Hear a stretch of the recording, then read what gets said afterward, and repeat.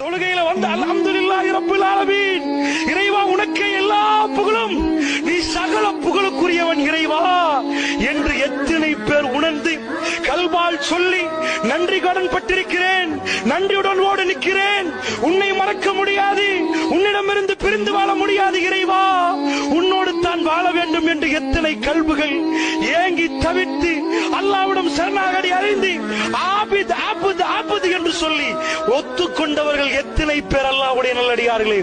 அர் ரஹ்மானிர் ரஹீம், ஒரு அடியான் ரஹ்மானிர் ரஹீம் என்று சொல்லுகிற நேரம் அளவற்ற அருளாளன், நிகரே இல்லாத பேரன்பு மிக்கவன் அல்லாஹ் ரப்புல் ஆலமீன் மலக்குமார்கள்ட்ட சொல்றானாம், என் அடியான் என்னை போற்ற வேண்டிய விதத்தில் போற்றிவிட்டால் அல்லாஹு அக்பர்.